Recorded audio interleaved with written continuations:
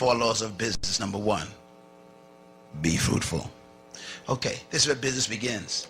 The word fruitful in Hebrew means productive. It doesn't mean to have children.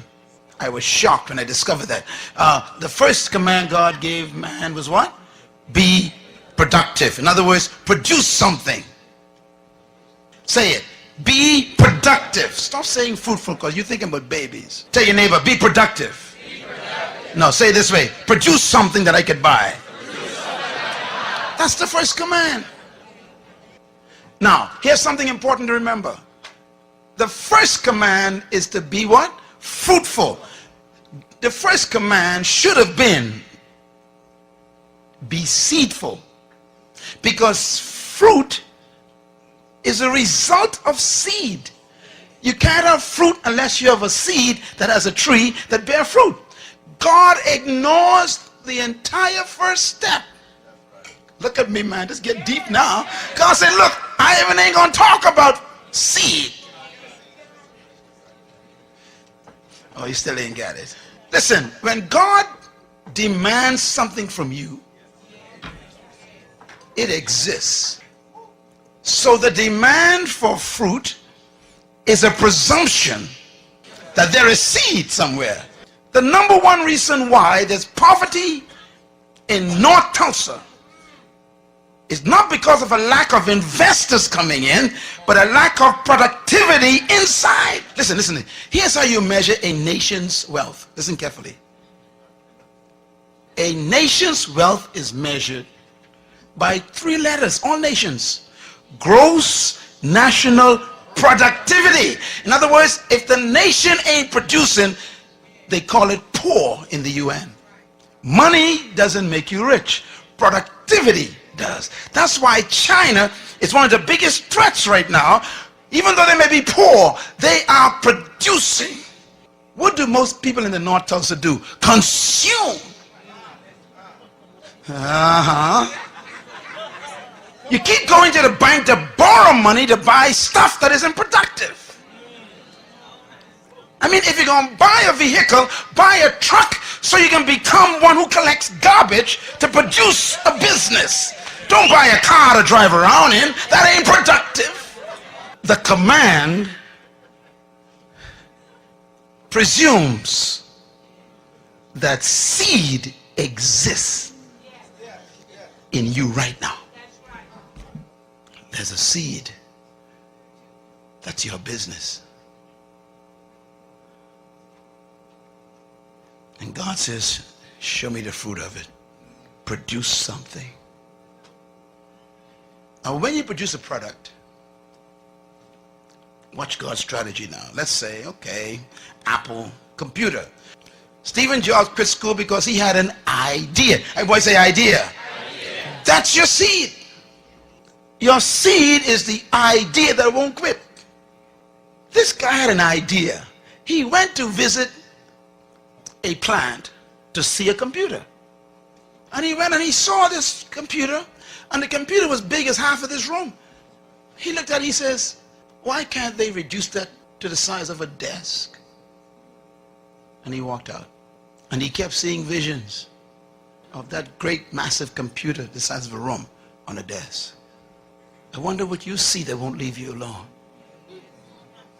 Write this down. Every problem is a business. I'm going to say it again. Every problem is a business. One man see bare feet, that's a problem. The other one see a shoe company, that's a business. One man see a hog island, that's a problem. Another man sees a resort, that's a business. Produce your seed. Produce your fruit. And then the second command, multiply. You know, when you produce a product, then you got to reproduce it. If you cannot reproduce what you've produced, you're going to be poor. One of the keys of successful business is being able to reproduce your product 1,000,000 times more. Any good company that wants to succeed must be able to follow God's second command, to multiply. So that's why when you want to, you see, there was only one Burger King years ago, one restaurant that sold one Burger King. They refined, everybody say refined, they produced a fruit. Now, everybody makes burgers, but they produce a unique burger called a Whopper. Come on, somebody. Now, you make burgers at home, don't you? But when you want a Whopper, you go straight to Burger King. Even though you got the same bread and beef and all this stuff, you still, why? Because they refined it. Everybody say refined it. I'm talking about. See, you got to take your seed and produce a fruit, and you refine it first. If you're going to be a cosmetologist, you still ain't going to be wealthy. Because anybody can be a cosmetologist. You got to find what kind of cosmetologist you will be. What are you going to specialize in? Everybody sells burgers, but no one sells a Whopper. What's your Whopper? That's the question. Now watch Burger King. Burger King then takes this Whopper sandwich that they refined, and they developed a system, everybody says system, to reproduce the same Whopper every time. So when I went to Mexico one day, we went to Burger King. The same Whopper came out in Mexico. We went down to Venezuela, Burger King. The same Whopper. We were in the Ukraine, in Russia. The same. I said, how can the same Whopper be in every country? Because they reproduce. iPod. They only developed one prototype, one prototype. And they kept testing it and testing it. One prototype. And when they got that one prototype down to a science, that's the fruit. Then they said, okay, now let's assembly line. And they start multiplying. What you cannot multiply, you can never succeed in.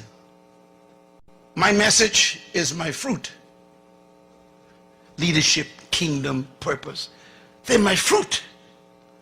Now I got to put them in a form where they can be multiplied. So now I got to shift into books and CDs and DVDs and they're in 25 different languages. I got to multiply. Same message. If you want a Big Mac, you can never get it from Burger King. Because Big Mac is McDonald's fruit. And they keep reproducing it. God's third command, replenish, is a big one. If you're going to be successful in business, you got to be able to distribute your product. You got to develop a distribution system. Okay, Walden, bless his heart, had one store. He said, okay, I got my fruit. I got a store where you can actually come in and get wholesale prices, man. The guy had one store. That's number one. Number two, he decided, I want to follow God's second command. I want to multiply. So he created a system to reproduce Walmarts all over the world. Number three, he said, now I'm going to distribute my products to those stores. Walmart got his own distribution system. What about yours?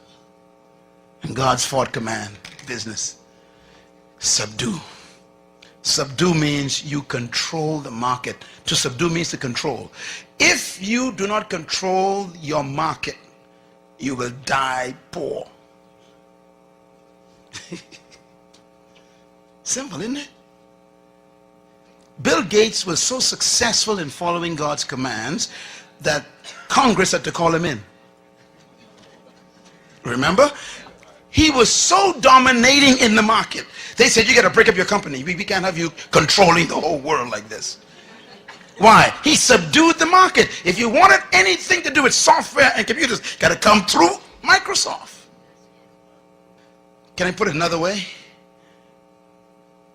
Subdue means when anybody wants a product like yours,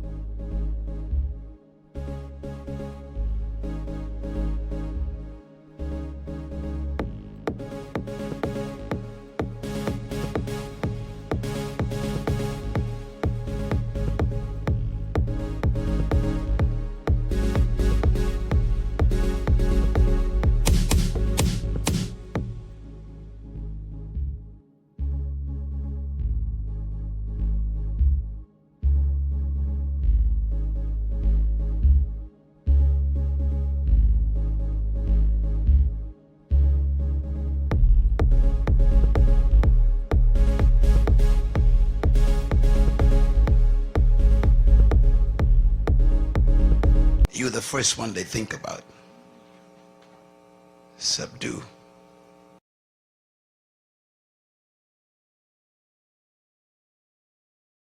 Voice faint and slow, disconnected hearts we own, futures carved in pixel groans. Feel so wrong but feel so right, in the haze of darkest nights, journeys through the endless bleed, in this wireframe we are free. We dance in synthetic lights, shadows of forgotten nights, we chase our endless tides, through neon dreams we glide, fading footprints in the snow, hollow voices faint and slow, disconnected hearts we own, futures carved in pixel groans. Fossil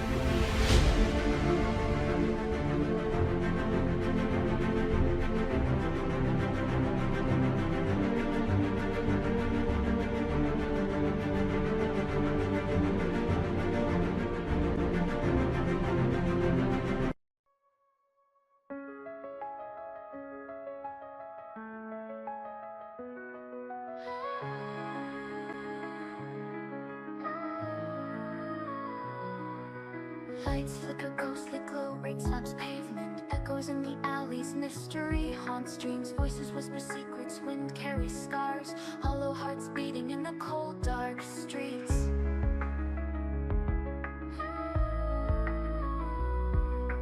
Blindfold tight, grasp for sense, feeling lost, walls closing in, trapped, no way out here, faint lullabies clash, broken promises, weight of sorrow pulling downwards in despair. Can you hear me calling from the void? Heartbeats synchronized like clockwork shattered, phantom echoes bouncing back into the black, haunted melodies, no escape from the track.